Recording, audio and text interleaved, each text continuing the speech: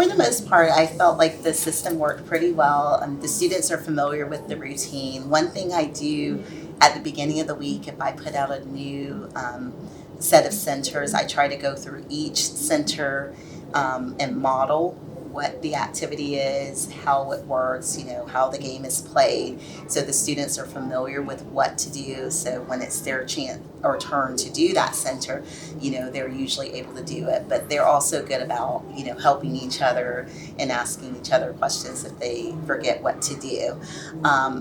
I did have a few interruptions, which is expected, and I usually will try to deal with those quickly so I don't take away from my group. But for the most part, the students are familiar with our routine of asking three, then me, which includes their classmates, so they're not having to come over to me to interrupt a lot when I'm with small group. The noise level I felt was pretty good. When there were any issues, I noticed the students were able to pretty much work it out amongst themselves if there were any kind of disagreements or confusion about how to do something. I noticed they were working together to figure it out, so I felt like that part went well. So it's something we definitely keep working on throughout the year, and as they get to be more independent workers, I'll notice that they are better with working at those stations. At the beginning of the year, we definitely did a lot more practice with our centers. I spent more time walking around and making sure they were kind of in the right center, even getting them to the right place. Because I have my center assignments chart, but getting them trained to this is where this center is located, getting them in that right direction. Because in the beginning, that takes practice.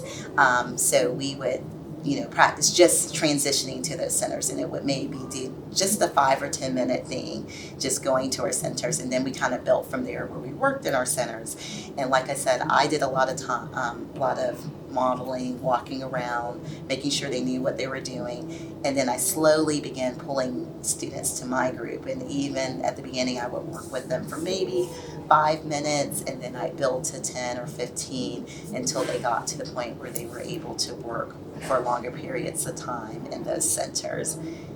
And it's also, important to make sure they have, things they can do independently, but things that will keep them engaged for a right amount of time. Because if it's something that they can't do, then of course that's not going to work. Or if it's something they finish immediately, that's going to be a problem. So also I had to find the right balance for, what's enough for them to do, what are some things they can do on their own.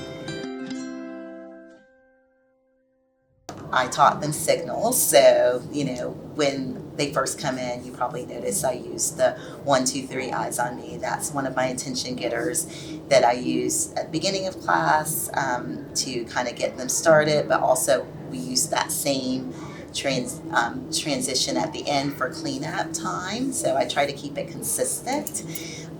We also talked about just little things like housekeeping things like, if you have to go to the bathroom, what do you do? And typically my rule is if I'm pulling groups or they're in centers, they're allowed to just go. They don't have to come over and ask permission, which limits interruptions. And they know they're supposed to just go in, do it quickly, come out. So we talked about those kind of things. And then just calling them over, I easily will just call their names when it's time for them to come over. At the beginning, when I'm telling them where to go, I have them raise their hand, the following people, you go to games, raise your hand if I called your name. That way I know they've listened, they know where to go, and then I always try to allow time for questions after I've explained where you're going and what you're doing. That way, those questions aren't coming up, once the centers have started, or it at least limits the amount of questions. So they're having those opportunities. And one other thing is I will usually break in between my groups. I didn't do as much pausing today, but after I finish a group, I may pause for a couple minutes, check in on them, and typically students will come over to me during that break and say, ask any questions they have during that time. I give them feedback on the work they've completed at the end of center. So I'll come over, see if they've turned their work in. I'll check, see if they've completed it. I'll check to see if they've completed it correctly, and if they need to make any changes, I'll go ahead and have them do that. We are limited on time, so sometimes it may be a matter of me getting with them the next day to do it, but I usually will try to, if I notice something, I will usually try to have them go ahead and make those corrections before they head back to their classes. And then if it's something they haven't completed, I'll have them take it with them and bring it back to me, and we check in the next day with it. But usually I try to make sure the feedback is given within the first couple days of them doing it so that it's immediate and more effective.